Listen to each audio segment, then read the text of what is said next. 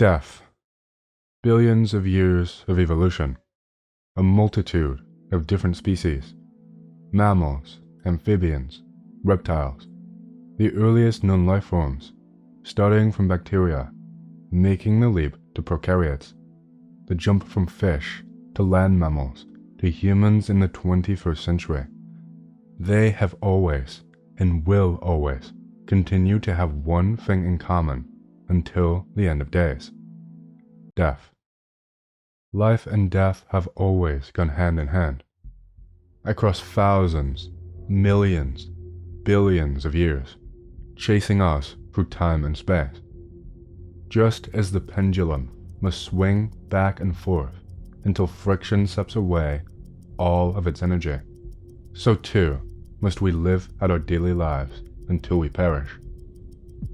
Death has plagued us for our entire existence, yet we still cannot uncover the truth about it. Sure, we know how things die, but we don't know why.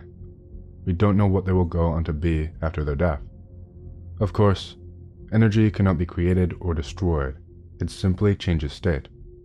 Our remains will decay, and the energy will seep out of us until it is redistributed into the earth, the plant life. In a sense, I guess we still remain in this world in some form. Every piece of energy, every particle, every bit of heat, and every vibration. Why do we fear death?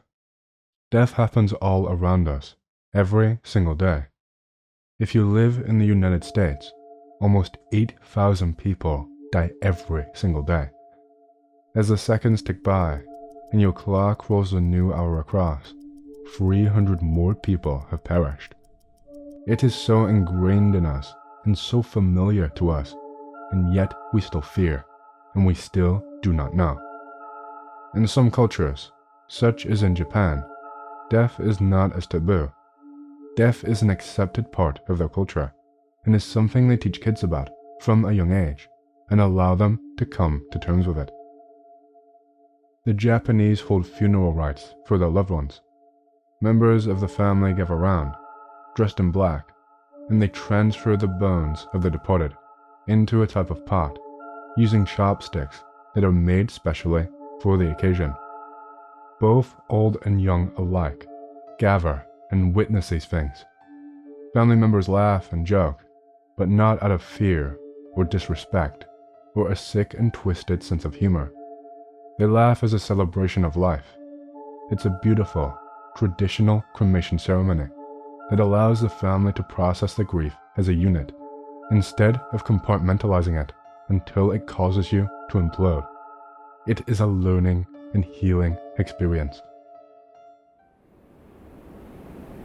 When I was younger, I remember the first funeral I ever went to. I couldn't have been older than maybe 4 or 5 years old. Thankfully and luckily for me, I have not had to attend many funerals in my life. I believe it was my mother's grandfather. Memories are a fragile thing, and unfortunately, my memories of him now are few. But I do remember the constant visits to the hospital, me and my mother all alone, seeing him lie in a hospital bed alone. I remember nothing about him now, except that image of him in the hospital bed, and when I cried in the car on the way to the funeral, when I asked my mother where he had gone, and she just replied to me, "He's gone to heaven." That is all I remember. For me, that is all that is left, the most poignant thing that I can remember. Yeysutin Vladimir Ivanovich, a name that will be familiar to precisely none of you. Maybe even less than a handful in Russia itself, his place of birth. Known affectionately by his friends as Petersky, due to him being a native of St. Petersburg. 1,300 kilometers away from all of this takes place. 1,300 kilometers away from his home, his family, and possibly even more people than that. Petersky worked as a watchman for a timber industry enterprise called Yeysutin, located in the Ponozhievsky district. Petersky was what you would describe as an average man. He worked just as hard as those around him, if not harder, as much as he could at the ripe age of 57 anyway. He loved to drink his weight in liquor and was good friends with a lot of people, both in his profession and in the local area. He was friendly with the fishermen who would visit and bring him food to eat. He was close with the hunters who would check in on him every so often with fresh game they had caught. He was never short of companionship, of friendship, of purpose. For the last few years, from the late 90s to the early 2000s, the village of Sosnovka had lain empty, desolate, devoid of life, the nearest settlement being 15 kilometers away. In those years, it had always remained guarded. In the winter of every year, Petersky received one of the empty homes around the village and was provided with everything that he could have ever needed. Food, equipment, heated water. Places were allocated every winter for the plots near Sosnovka. The aforementioned hunters and fishermen and employees would reach the village by using a small locomotive powered by diesel, a sort of powered handcar that they called the Pioneer. Unbeknownst to Petersky, the winter of 2002 to 2003 would be extremely harsh and snowy, even more so than usual. Loggers refused to travel the tens of kilometers necessary to cut down the trees. They dared not risk it in such an unforgiving climate. One wrong move, one misstep, and you could find yourself in a world of trouble. The 30-degree frost that assaulted the village was deadly, and for this very reason, the hunters decided not to make the trip to Sosnovka. The last brigade of guards had left at the beginning of November, but Petersky had dutifully decided to wait behind for the arrival of the next brigade, with more food and supplies. Petersky wanted to complete his work just the same as usual. He was not the kind of man to give up. By the end of November, the heavy snow continued to set, eventually resulting in the train line for the Pioneer to become unusable safely, and that same fate had befallen the roads to nearby villages. The snow was almost impassable. The colleagues of Petersky were very well aware that he remained alone in Sosnovka, but were unaware of severity of the weather, and also that Petersky's legs had become weak due to a combination of an injury that he suffered that he believed to be nothing, and also illness from the cold climate. They believed that he could reach people all on his own. In past years, Petersky ventured out and left Sosnovka for several days when the weather had caused the place to become inhospitable. He would lie low in the houses in the neighboring village and caught fish and bought plenty of alcohol for his stay. But at 57 years of age, the years of drinking and mistreatment of his body had caught up to him. They began to take their toll. His legs ached. Walking a few mere steps became a Herculean task, and even the clothes that he had were in rough shape. He only had a padded jacket and some rubber boots that would give him any modicum of warmth. In an outfit as such as the one that he had, it was clear that Petersky would not survive for long on the snow-covered paths. Petersky's only hope was that the loggers would finally come to claim some wood. The fishermen would come to gift him some catches. The hunters would stumble upon an animal and bring Petersky some supplies to share, or that his crew members and bosses would finally realize that he needed them. 55 days, tormented by hunger, only his own thoughts to keep him company. From the end of November until the last days in January, Petersky wrote each and every day, his thoughts, his feelings, anything that he needed to vent, to plan. Eventually, Petersky's supplies ran out. He ate something in the wild that he did not know was safe, but still he managed to survive and persevere through the cruel hand that he had been dealt. Spring always arrives in Russia. Sometimes, though, the snow does not melt in time. April 23rd, 2003. it took 3 months for someone to stumble into the village again. A Sharia hunter. In one of the houses, tucked away into the corner, hands folded, clutching a diary, lay the corpse of a man. The sunken eye sockets and shrunken body made identifying the man almost impossible. Employees of the Ponizievsky District Department of Internal Affairs received word of this corpse and set out to retrieve it. They eventually identified the body as Petersky, thanks to the help of both the diary and the passport that he had left on the table. While Petersky started with hope, perhaps he was deluding himself, casting a mirage in order to prevent himself from truly losing it. Maybe deep down, every second of the day, with each entry into his diary, Petersky knew that he was destined to perish there, that he would not be saved by his supposed friends or co-workers or by any of the hunters or loggers that he had become friends with. Maybe he knew he was destined to die alone there, in the freezing cold, with nothing to reflect on except broken promises and shattered friendships. Nothing but past regrets to warm him. This is the diary of a man who knew he was going to die.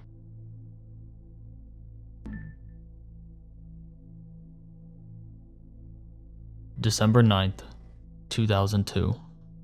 The guys left on the 20th of November. Andrea promised to pick up my work salary and use it to buy food and bring it back to me. Today is the 9th of December, and I still have received no word from him. There's probably a problem with the payment. Maybe they won't let him pick up my salary for me. I should have explained what is what beforehand and that I gave my approval. Most of my food ran out on December 1st. The fish don't go very far. Sergesh, where are the rest of your burbots? From today until December the 9th, I will be eating a ration of burbot the size of my finger and some greens the size of my palm. I will brew raspberries and drink them with pepper and salt. This is what I will eat for now.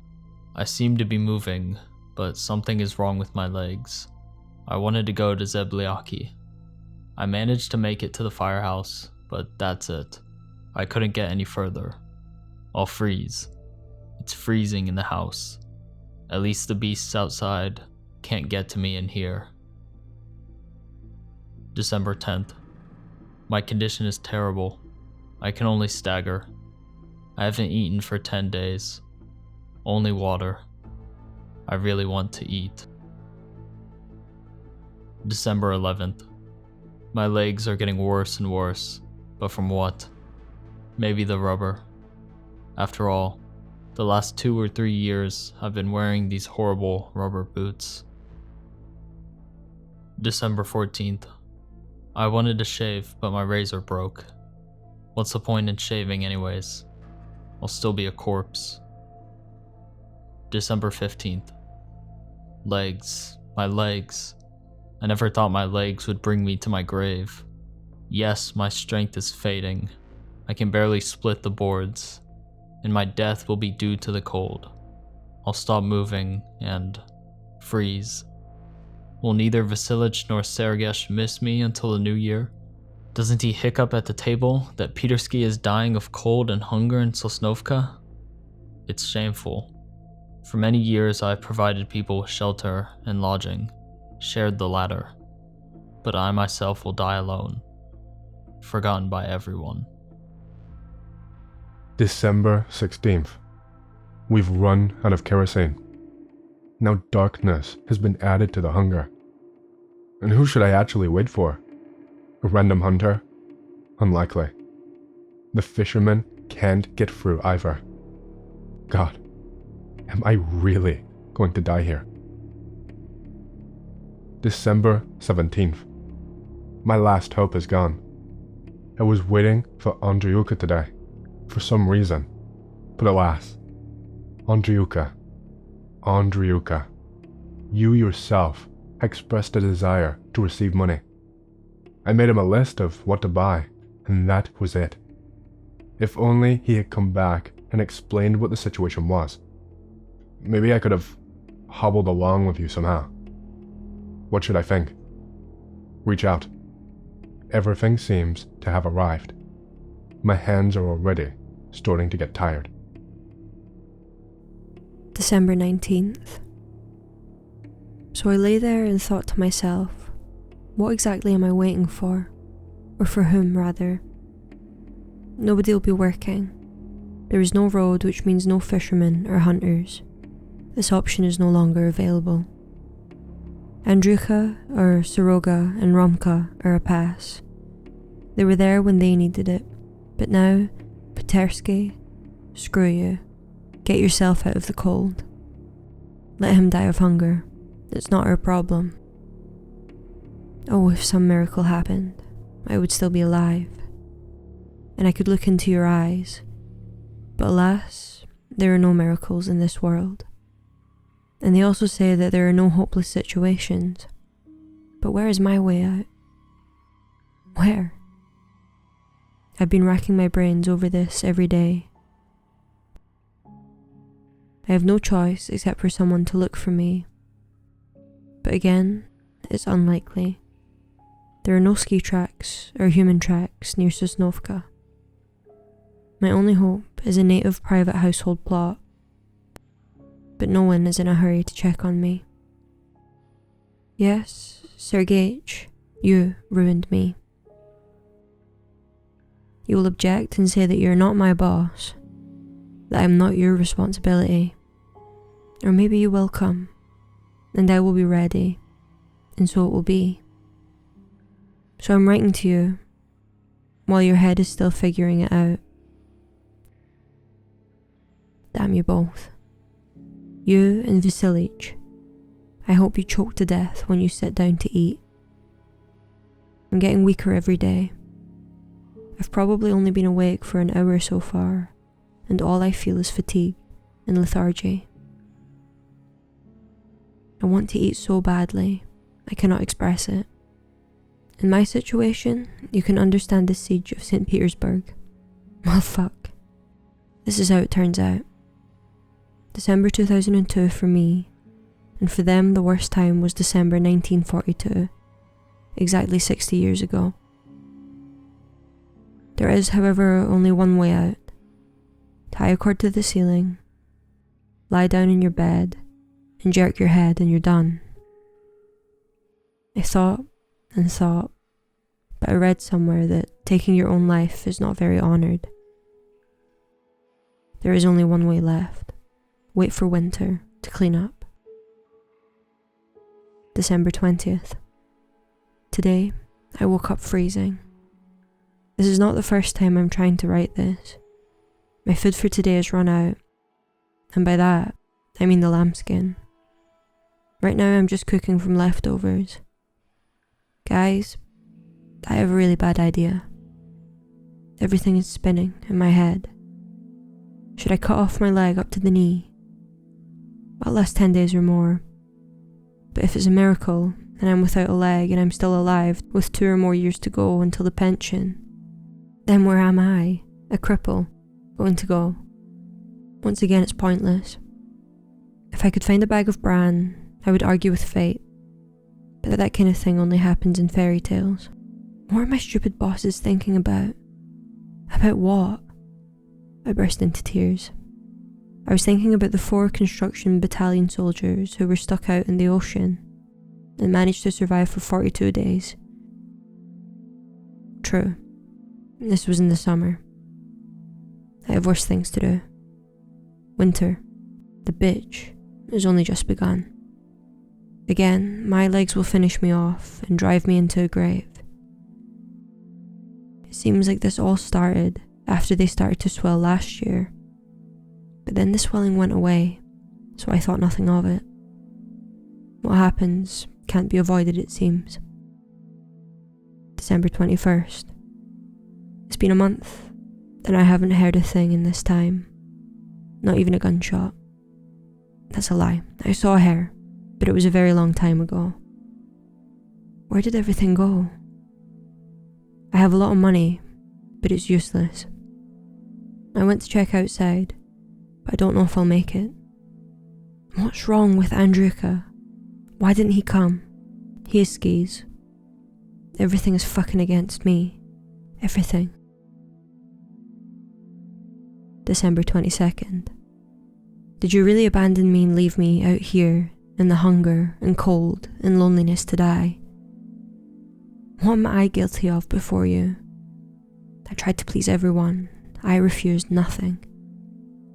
Why is there so much disfavour with me then? There are 9 days left until the new year. Will I really not see them? December 23rd. Yesterday, I did something dirty. Hunger drove me to do it. And someone showed up. Imagine this, he had about 1 kilogram of rice, 400 grams of peas, the same amount of vermicelli, a little onion, some tea, a little vegetable oil. Here, Andruka is to you. All in all, the guy is still the same. The stink will be on my head if I remain alive, and I think I'll remember the dead more than once with a kind word. But I say it again. It was hunger that made me do it. Now I understand what a person can do because of hunger. In short, a hungry man is a terrible man, more terrible than a beast. Because of hunger, you'll do anything, even crime, murder. Okay with Andruka, but I extended my life by a week, 10 days. My head is spinning. My one hope is for Sergei. Maybe he won't realize something's wrong with me. I told him I've been having problems with my legs lately. Am I really destined to die for nothing?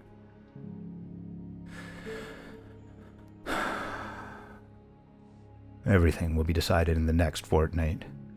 Maybe after the new year, Mantura will begin working again, but there's little hope for that. They would have started to crush the road long ago if they were going to, and I haven't heard anything from them. Death will be terrible. I'll lay down and freeze, which doesn't seem to be painful, but that's exactly the point. To die, motionless, alone, and for what? I admit, I never thought it would end like this. I don't think anyone in my family has ever died of hunger or cold. I will resist, obliquely, until the end. December 25th. If they don't miss me, I'm screwed. I can't make it for January, February, and March. Dear God, help me. Send someone. Don't let me die here inhumanely. Every day I ask for help, but the answer is always silence. December 27th. I have a kind of apathy towards everything. I don't want to do anything. There's no firewood and I don't feel like getting any. Mood? Lie down and say fuck it. It's alright. This is how you want to live. Still hoping for something. They must miss me. They must. I haven't come to collect my salary twice. This means something happened to me. Some kind of trouble. What if they don't have anything to get to me with? December 28th. Yesterday, I began to undress. My legs were swollen. Lenka used to say it was because of the drinking, but now it's been 2 months. Maybe it's an infection. When I was wading in the river, I felt something was wrong with my legs and it was hard to walk around the house. In the evening, they still weren't better. Even when my food has run out, the fish aren't coming, the kerosene has run out, and now it's all over. My legs are cramped, the frost isn't going away. The matter is coming to an end. Hope for my work is gone. The bosses will put the blame on me and say I froze because I was drunk. December 30th. If everything is fine, then tomorrow I will try to shave, wash and do laundry. After all, it's New Year 2003. I'll change into clean clothes, and I'll wait for her, squinting. December 31st. What can I say about the old year? Everything seemed to be normal, both good and bad. What's old to remember? What has happened has passed. Soon they'll begin to sit down at tables and say goodbye to the old year, and then welcome the new one, in families, in companies, in public, and here, damn, I don't even know what word to write next. There's no light, there's no food, it's snowing outside again. My legs still don't work. I could barely put my boots on this morning. To fuck with my legs. Everything's the same for me. I used to hope for something. But now, everything, my hopes have collapsed. I will die this new year, 2003. When it gets a little dark, I'll snack on a few frozen potatoes. This is how I will celebrate the new year. How I want to live. After all, 57 years isn't the limit. I was determined to pull up to 75, like my father. And look how things have turned out. I never thought I would accept death through my legs. If I had just gone with the guys in November, everything would be different. What does my boss think? There hasn't been a word about me in 2 months. I don't come for my pay. Maybe he thinks I'm being a fool in Zebliaki. So what? After all, we should think a little about the workers. I have nothing except iodine and fever pills. Whatever happens is how it will happen. Death. January 1st. It's the first day of the new year, 2003. I can imagine how you all spent your holidays. I went to bed as soon as it was dark. There was no sleep, but what a dream. I cried. I cursed my fate, but what was the use of that? No one saw me. No one heard me. I have only one hope. The Mencherovskys. Maybe they will still work after the holidays. January 3rd. I haven't heard from the Mencherovskys. It's unlikely they will work. I have one exit. Pull up on Zabliki. I can't get to the Zabliki themselves. They might not even be working. These are the problems of life and death. I'll think about it today, and if I decide, then tomorrow, I will need to move before I'm completely weak. This, Sergej, is when friends and comrades come in. Friends and comrades are known in times of need. Vasilik, I also consider you my boss. Is it really possible that none of you will care about me? Why then do you have heads? Just wear hats. I will freeze and die of hunger because of you. Is a tractor really more valuable than a human life? Yes, Russia. This is what we've come to. No one will ask about me. He died to drunkenness, they will say. Yesterday, I wanted to go to Zabliki. What a treat. Waist-deep snow, no skis, and with my current legs, there is absolutely no way out. What idiot needed my skis the year before last? After all, they took nothing else, only them. In the morning I could barely get up. There was some kind of weakness throughout my body. My hands were shaky. Even now, writing this, it's noticeable. The matter is coming to an end. To my end. There is no hope for rescue. I will have to die here. In the cold, hunger, in the dark, alone. But why did I get such a lot? Why me? God, what have I done wrong to you, that you needed to treat me this way? What am I to blame for? This harsh winter, spring, summer will pass. People will crush and trample this grass, breathe the air, and simply live. and I won't be here. All of this without me.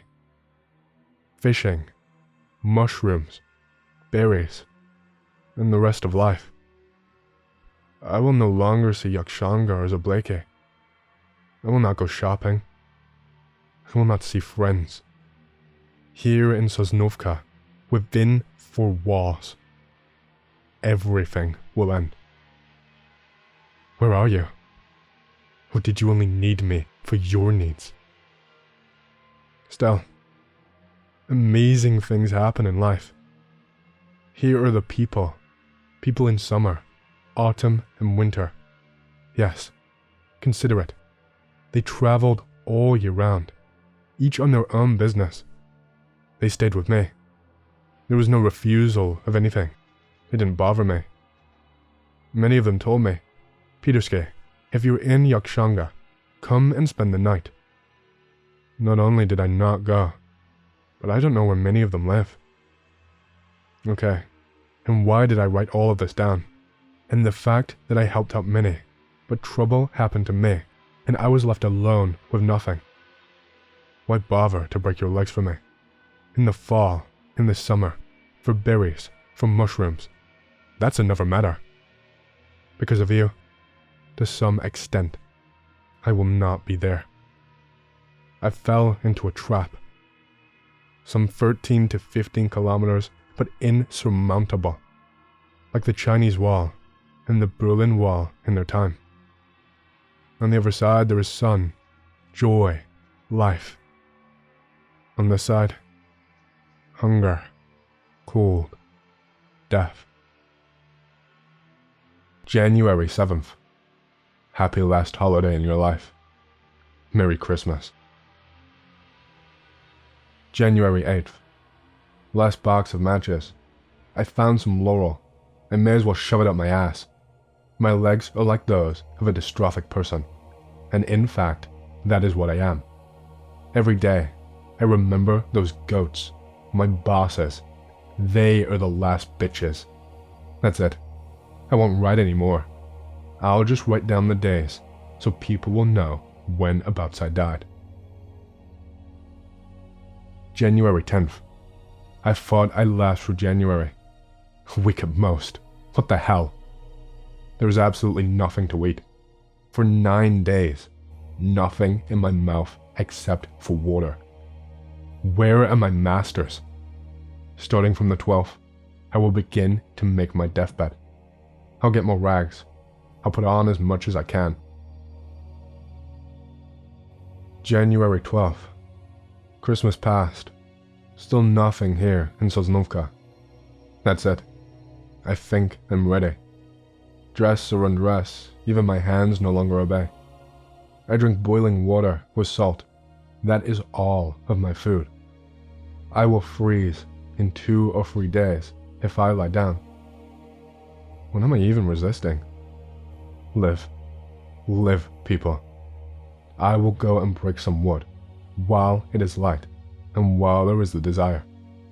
No matter what, they will have to come eventually. They and they alone will have to bury me. January 15th. Final entry. So the old new year has passed, and I have exactly the same thing. Nobody and nothing.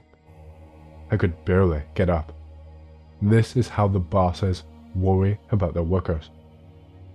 Whatever it is, they don't give a damn.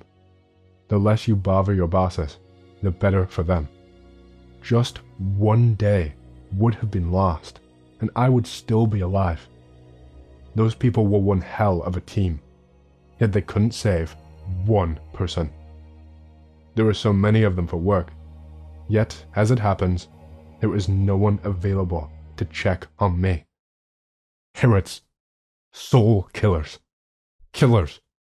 My death is on your conscience. May you breathe out like this. Maybe when we die, we become a different person.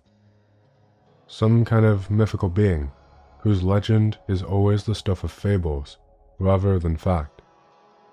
Maybe our energy is transferred into the universe to become one with it. Maybe our fate is something much more sinister. Death is something that all of us will have to face at some point in our lives.